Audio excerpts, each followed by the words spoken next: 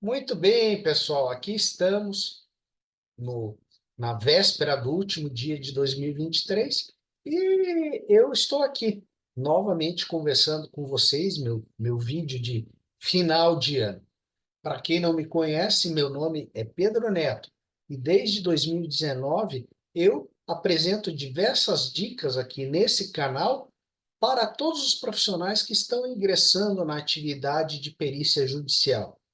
Até mesmo ontem eu concluí a renovação do meu curso, o Essencial para o Perito Judicial. Eu vou contar a história para vocês. Em abril de 2021, eu terminei de escrever esse livro, esse e-book, né? No qual eu falo tudo o que acontece num fluxo processual, na esfera civil, de ações judiciais que acabam requerendo a realização de provas periciais. Tudo para que um profissional que quer atuar nessa atividade, independentemente de sua formação, independentemente dele ser um perito contábil, um perito administrador, economista, engenheiro, médico, o que seja, que ele possa ter uma ideia de tudo que ele vai encontrar no caminho, na trilha do perito judicial.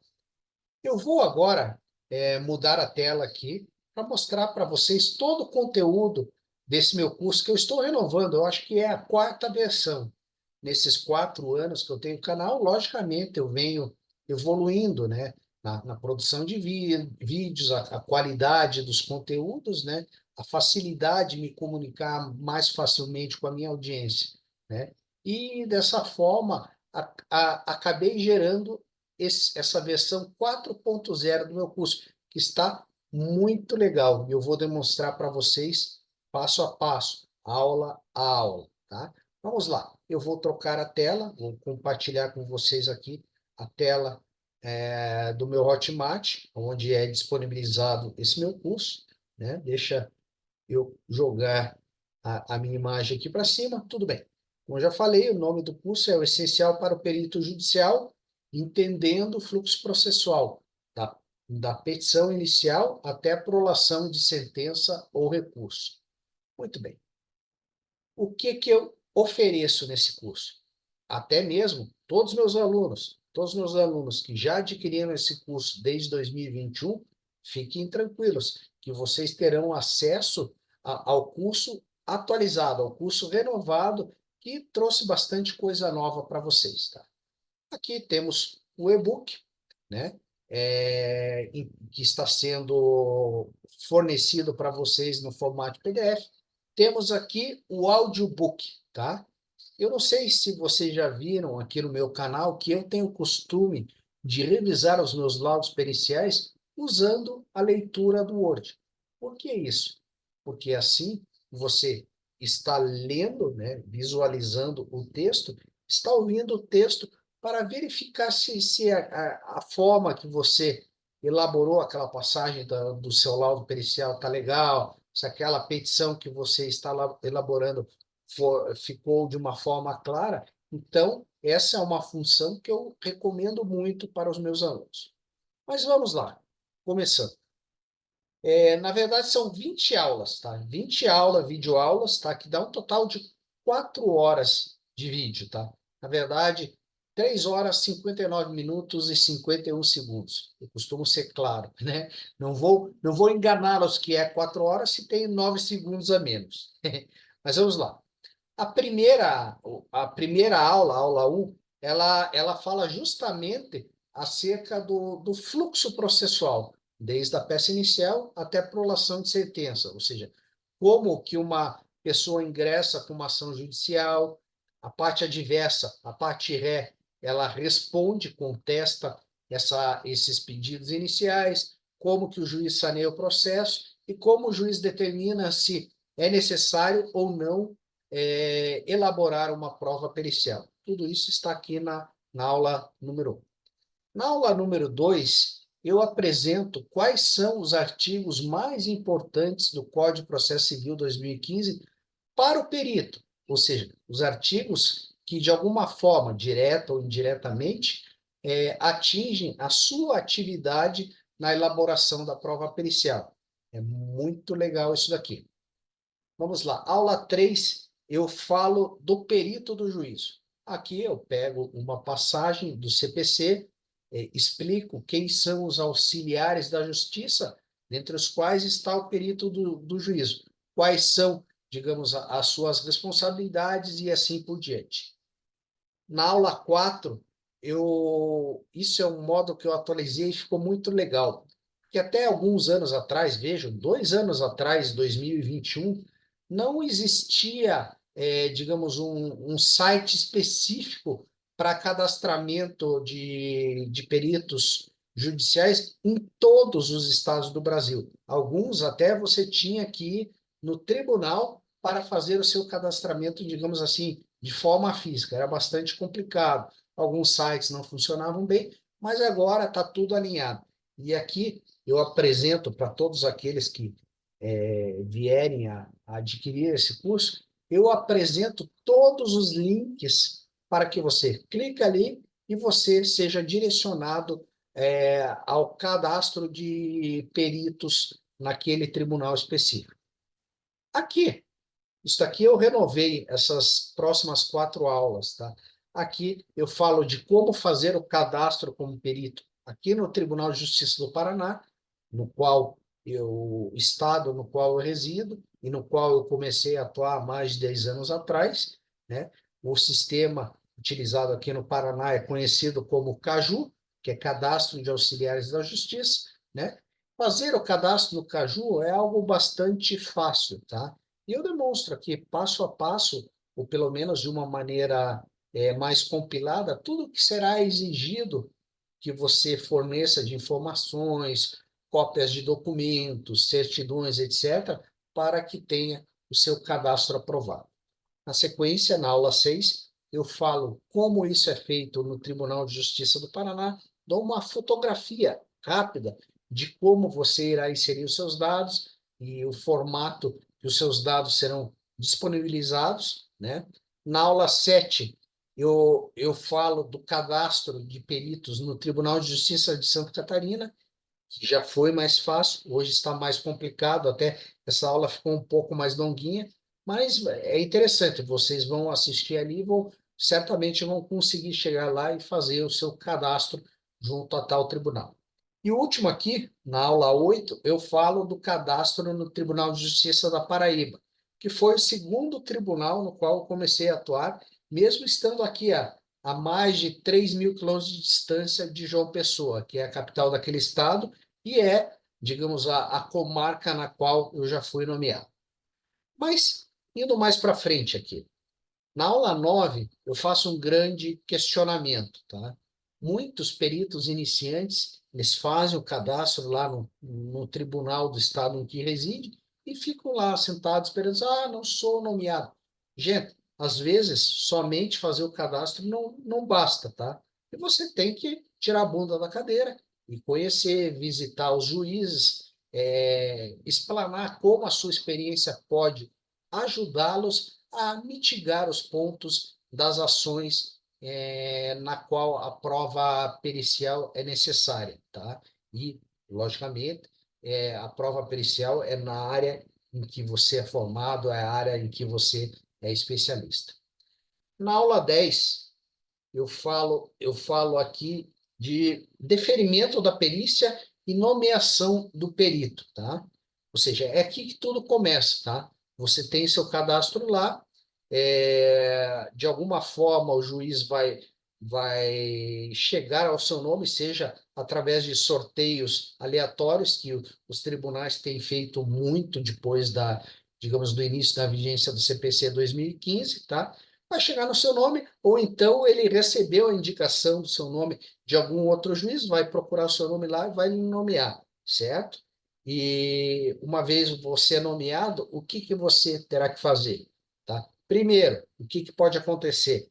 Eu falo aqui na aula 11, na possibilidade, na necessidade de apresentação de escusas do perito.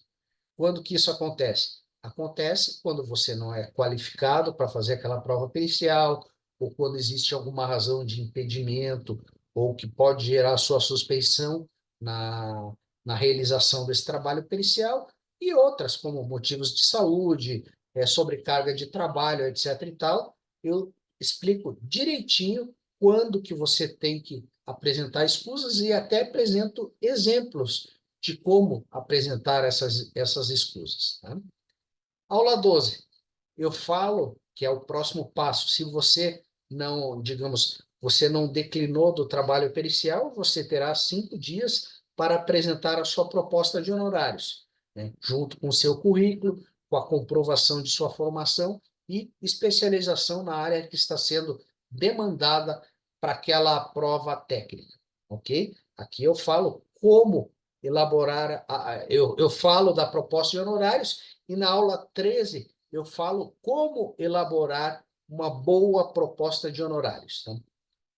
A aula 14 ela é bastante interessante, é um tema que eu falo bastante aqui no meu canal, que é assistência judiciária gratuita, ok? É um ponto que você que está pretendendo iniciar atividade como perito, você deve saber direitinho como isso funciona, tá? Eu até mesmo tenho um outro curso específico sobre esse assunto, tá? É um assunto que, se vocês procurarem aqui no meu canal, eu acho que vocês vão encontrar mais de uma dezena de vídeos relacionados a esse tema. Vamos lá, aula 15. Proposta de honorários, tá? A homologação defendendo a proposta de honorários, tá? Uma proposta de honorários, ela geralmente não é aceita pelas partes logo de saída, tá? Normalmente a sua proposta de honorários será impugnada e você terá que aprender como defender a sua proposta de honorários, tá? Eu não vou dar nem digamos, uma dica do que será apresentado aqui nessa aula, mas estejam certos que, assistindo essa aula, vocês saberão quais os caminhos a seguir para defender a sua proposta de honorários, ou, caso comprovado que ela é realmente excessiva, como você retificar a sua proposta, apresentar uma contraproposta de honorários, tá? Na aula 16 já vamos para o início de tudo, tá? A sua proposta foi homologada, né? A sua proposta homologada, as partes serão intimadas para depositar em juízo 100% da verba pericial de forma adiantada, né? Exceto nos casos em que foi concedida assistência judiciária gratuita, tá? E você, após isso, você deverá agendar a data de início da prova pericial e comunicar isso diretamente nos autos, sobre o risco de ter seu laudo pericial invalidado por não ter feito isso, por não ter comunicado a data de início da perícia. Aula 17 é algo temido pelos peritos que estão iniciando, tá? O que que eu abordo aqui nessa aula, tá? Eu abordo a questão da reunião inaugural dos trabalhos periciais, tá? Ou seja, no primeiro dia, no dia que você comunicou que será iniciado o trabalho pericial, você realiza uma reunião com as partes, tá? No passado, antes da pandemia, muitas vezes isso era feito presencialmente, mas com a pandemia, isso acabou sendo feito virtualmente, tá? Então é algo tranquilo, exceto alguns casos em que essa reunião inaugural tenha que ser feita em loco, como, por exemplo, uma perícia na área de engenharia civil, que vai ter que fazer uma diligência para coletar informações ou avaliar o imóvel que é objeto da ação na qual está sendo realizada a prova pericial, tá? Nesses casos, a reunião inaugural é realizada em loco, tá? E, normalmente, essas reuniões são realizadas com os assistentes técnicos das partes, tá? Ok, muitas vezes nós receberemos os advogados, às vezes até os autores ou os réus da demanda, tá? Mas não para discutir questões legais, as teses que foram firmadas nesses pedidos das partes, seja a parte autora ou a parte réu. É para discutir aspectos técnicos. Eu falo tudo isso direitinho aqui na aula 17. Mas vamos lá, estamos quase terminando aqui. Aula 18, né? Eu falo do laudo pericial, que é o resultado do seu trabalho como perito, tá? Eu falo qual é o conteúdo mínimo demandado pelo artigo 473 do CPC, falo de como elaborar um termo de diligências para obter outras provas documentais que porventura sejam necessárias para que você realize de forma escorreita o trabalho pericial, e também apresenta uma estrutura sugerida para que você elabore seu laudo pericial, ok? Aula 19.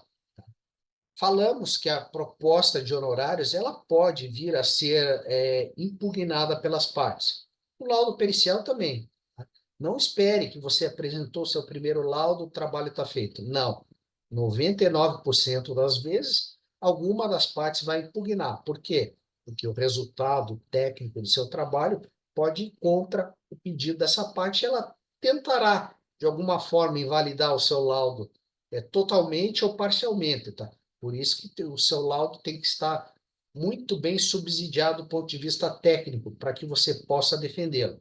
Aqui eu falo como se dá essa impugnação, né? Essa impugnação se dá após as partes atenderem o parágrafo 1º do artigo 477 do CPC, tá? Elas podem, digamos, impugnar o laudo pericial ou concordar com ele e apresentar o parecer técnico de seus assistentes.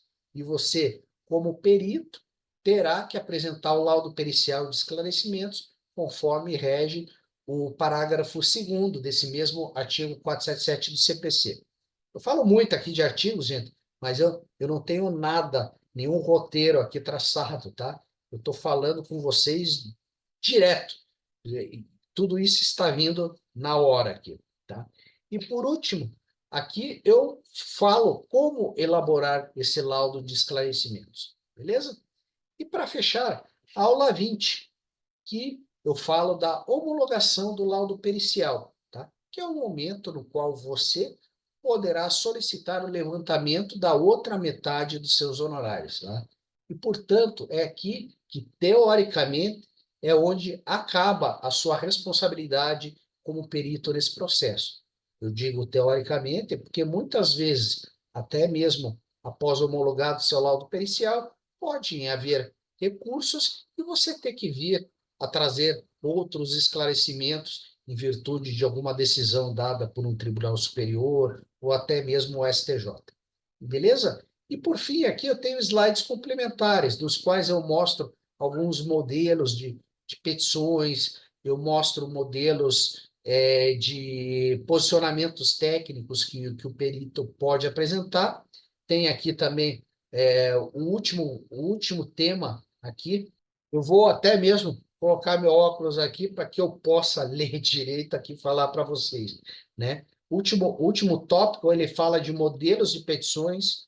Eu apresento alguns exemplos reais de movimentações processuais, de decisões processuais, homologando proposta de honorários, homologando laudo pericial, dentre muitas outras. Apresento também a tabela orientativa de honorários da PEPAR, que é a Associação de Peritos aqui do Paraná, e modelos de diversas petições, entre outros. Ok, gente? Então, é isso daí, pessoal. Tá? Eu venho aqui, mais uma vez, agradecer a todos vocês que acompanham o meu canal, que gentilmente acompanham o meu canal, que deixam seus comentários, deixam as suas curtidas. Tudo isso me deixa muito feliz. E saber que, de alguma forma, eu estou ajudando aqueles profissionais que querem atuar nessa área tão importante, a área de perícias judiciais, independentemente da área de especialidade. Beleza, gente? Então, fica aqui os meus votos de um feliz 2024 para vocês, e na próxima semana eu estarei aqui novamente apresentando mais algum vídeo interessante para vocês. Até mais!